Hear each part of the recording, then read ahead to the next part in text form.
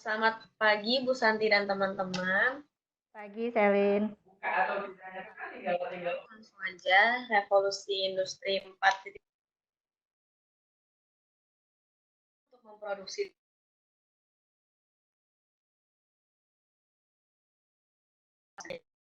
Revolusi industri sendiri ini hadir untuk menjawab permasalahan para industri dalam memecahkan efektivitas dan efisiensi dalam memproduksi suatu barang.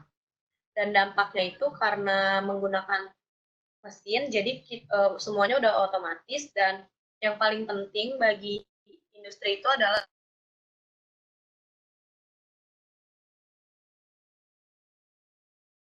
otomatis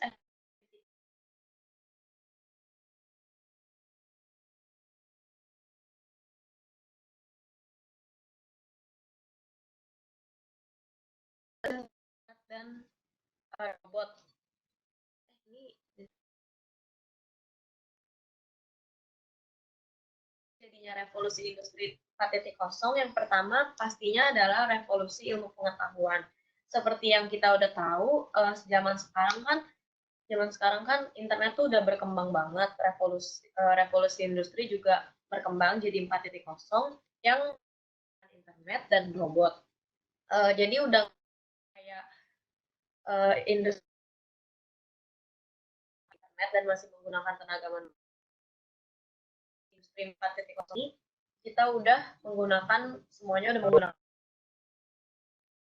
Dan yang kedua adalah ingin mengatasi masalah yang ada ketika kita memproduksi suatu barang. Karena adanya karena semua industri itu pasti ingin yang produksi dalam jumlah yang banyak. Makanya mengeluarkan revolusi industri 4.0.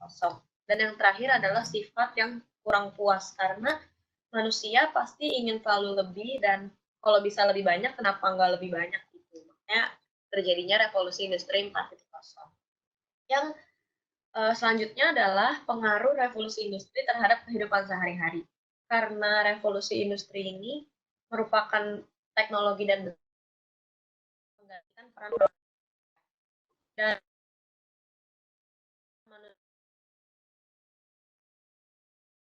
revolusi industri ini jadi kurangnya tenaga kerja, jadi kurangnya lapangan pekerjaan juga untuk manusia dalam industri manufaktur.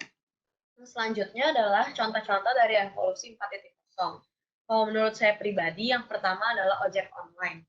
Karena seperti yang kita tahu, sekarang kita bisa order ojek itu dimanapun dan kapanpun, tanpa perlu ingat waktu.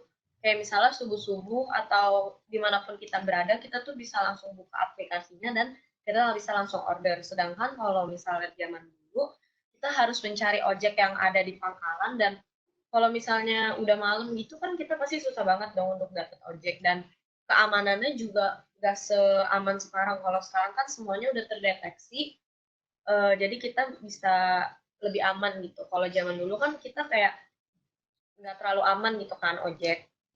Terus yang kedua adalah Tokopedia atau online platform lainnya.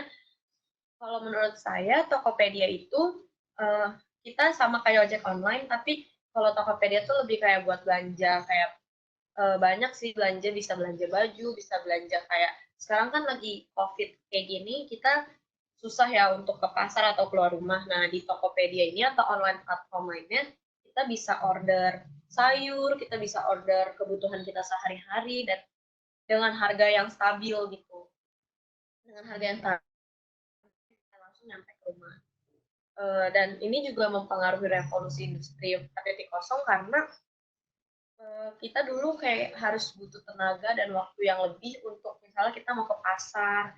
Terus kalau sekarang kita tinggal buka aplikasinya, lebih hemat waktu, lebih hemat tenaga, dan juga lebih aman pastinya. Dan yang terakhir industri. Kalau industri sendiri yang aku tahu, yang saya tahu itu kalau di perusahaan industri apa sih, jahit-jahit salon-salon gitu. Nah, kalau dulu tuh mereka tuh pakai orang, pakai tenaga kerja buat ngejahit, ngesablon gitu-gitu.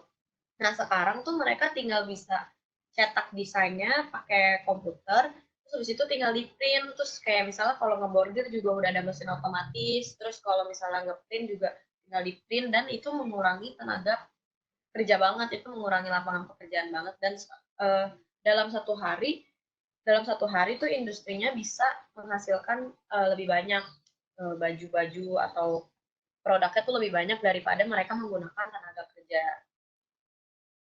Dan yang terakhir, uh, ini adalah pengaruh revolusi industri dalam bidang pariwisata.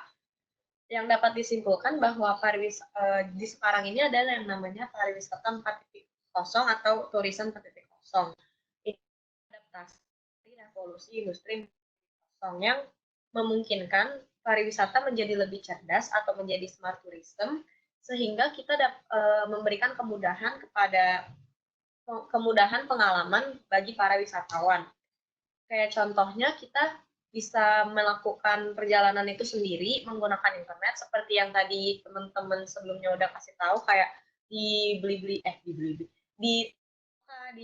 Trivago gitu-gitu, kita udah bisa susun perjalanan kita sendiri gitu.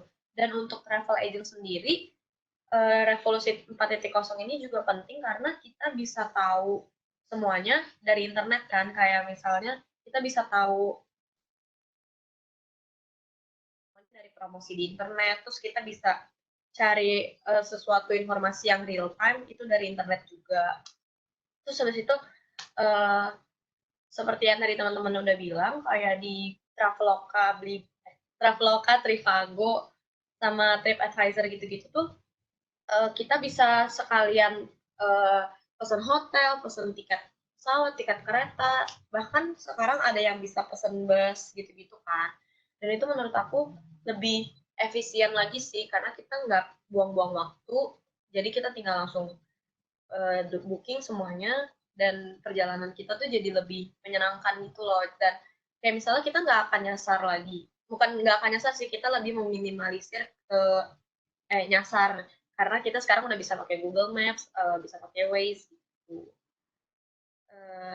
Sekian presentasi dari saya, terima kasih.